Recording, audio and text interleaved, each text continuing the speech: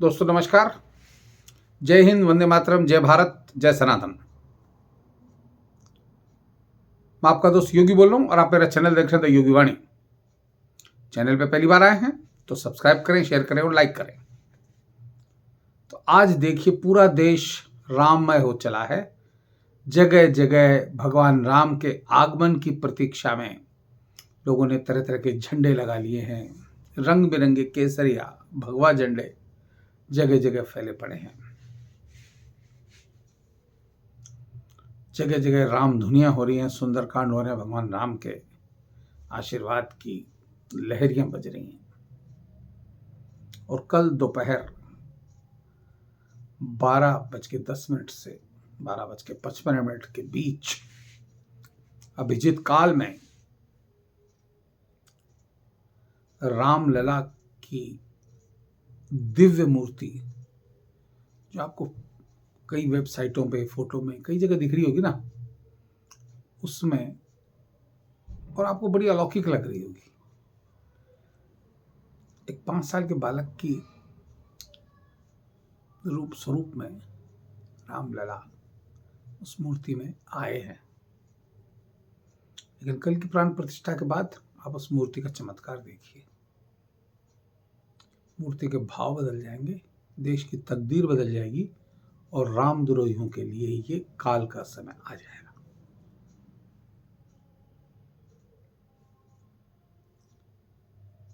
देश के प्रधानमंत्री पिछले 11 दिन से एक अनुष्ठान में लगे हुए हैं, मूर्ति पूजा से पहले। आज 10 दिन हो गए, कल 11वां दिन होगा हमको।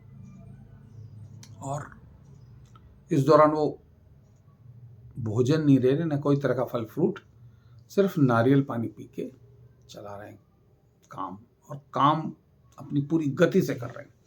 और राम से जुड़े हर प्रसंगों पे वो जगह जगह जा रहे हैं। आज तमिलनाडु के श्री रामेश्वरम और रामनाथ मंदिर में वो गए। इसके अलावा एक मंदिर और गए और वहां उन्होंने भगवान राम का सानिध्य पाया। रामनाथ मंदिर में उन्होंने कंब रामायण भी सुनी और बड़े आध्यात्मिक भाव से भावमग्न होकर सुनी। कंब रामायण वो रामायण है जो वाल्मीकि रामायण से भी पहले तमिल के महाकवि कंब ने लिखी थी।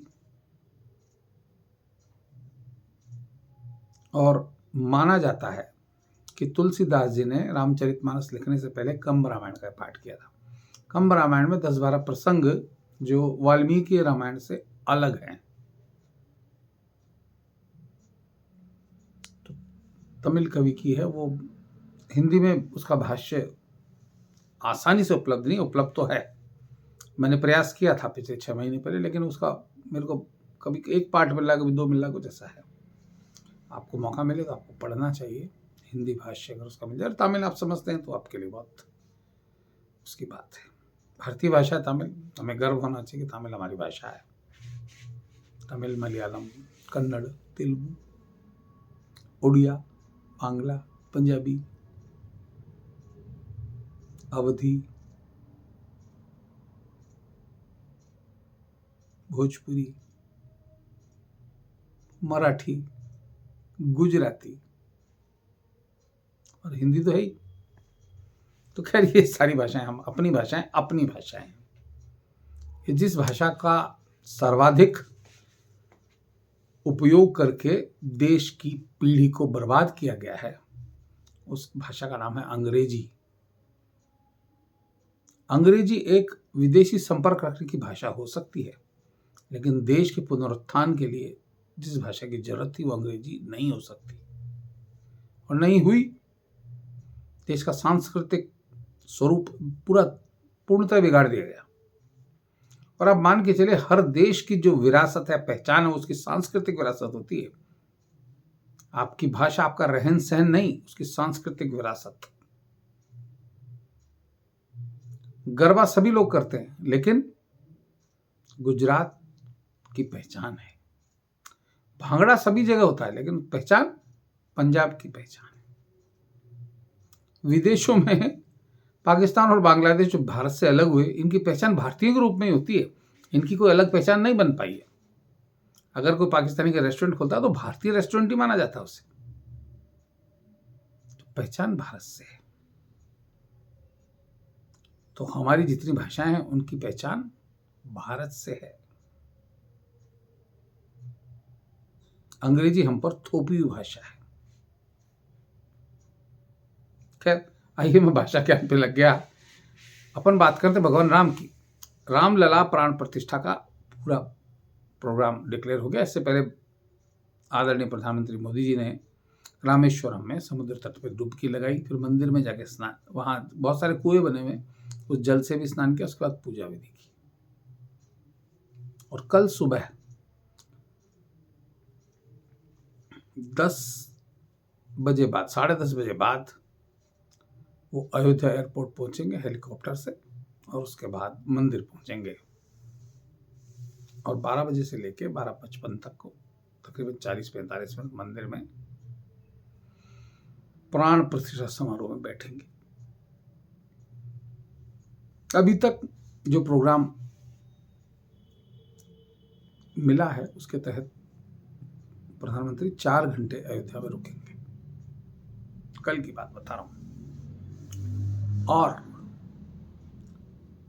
अभिजीत काल में जब भगवान राम की 51 इंच वाली दिव्य प्रतिमा, अलौकिक प्रतिमा का प्राण प्रतिष्ठा समारोह संपन्न होगा और आंखों से पट्टी हटाई जाएगी, तो शीशा लेकर खड़े होने वाले मोदी जी ही होंगे उसके सामने। ये परंपरा है कि प्राण प्रतिष्ठा के बाद जो पट्टी लगी रहती है उसको हटाई जाती है, तो उससे ऊर्जा निकलती है। तो ऊर्जा कैसे क्या हो, तो इसलिए दर्पण लगा दिया जाता है कि ऊर्जा स्वयं में ही समाहित हो जाए।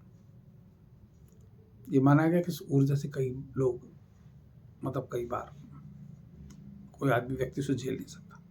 और उसके बाद सोने की सलाई से प्रधानमंत्री इस दिव्य अलौकिक रामलला की मूर्ति में के काजे लगाएंगे। और समारोह में आने वाले अतिथियों की फहरिस्त पहले ही बन चुकी थी, पूरी तैयारियां हो चुकी हैं। कल सुबह से बस उनको आने का और उनके ठहरने का, रुकने का इंतजाम होता रहेगा। तकरीबन 100 से ज़्यादा फ्लाइटें अयोध्या इंटरनेशनल एयरपोर्ट पर, श्री वाल्मीकि इंटरनेशनल एयरपोर्ट, जो अयोध्या एयरपोर्ट, उस पर पहुंचेंगे।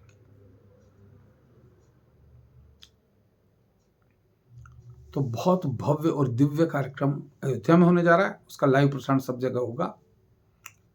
इससे पहले उस लाइव प्रसारण पर रोक के लिए तमिलनाडु सरकार ने रोक लगाने की बात की थी, लेकिन उनको लगा कि दाव उल्टा पड़ेगा, तो पीछे हट गए।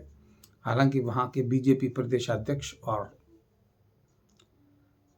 नेता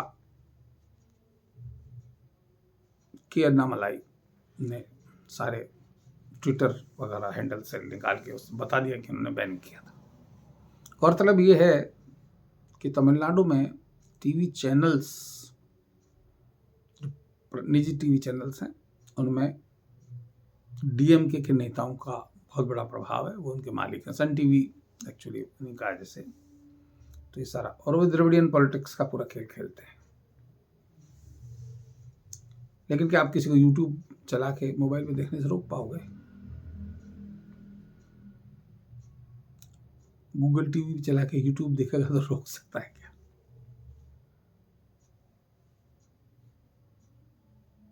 केबल ऑपरेटर को क्या पर्टिकुलर चैनल पे दिखाना बंद कर सकते हैं, बाकी तो किसी को रोका नहीं जा सकता ना। क्योंकि आज तमिलनाडु के तिरुचिरापल्ली में जब प्रधानमंत्री मोदी जी का रोड शो हुआ, तो जिस तरह से लोग सड़कों के किनारे खड़े थे और लोग भर भर के आशीर्वाद दे रहे थे मोदी जी को, बहुत भाव विभोर करने वाले क्षण थे।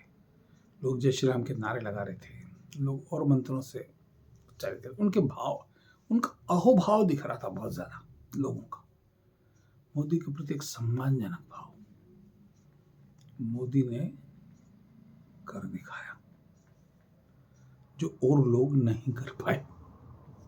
ये एक बहुत बड़ी सफलता का काम हुआ है, मान के चलिए। और पूरे देश का उत्साह चरम पे तो है ही। विशेषकर तेलंगाना में जगह जगह राम के प्रोग्राम किए जा रहे हैं, जबरदस्त चल रहे हैं, रैलियां चल रही हैं। तो ये चीजें बड़ी अलौकिक हो रही हैं। भगवान राम की कृपा और भगवान राम का हजारों साल बाद आगमन अयोध्या में। अयोध्या के राजा हनुमान भी उनकी प्रतीक्षा कर रहे हैं।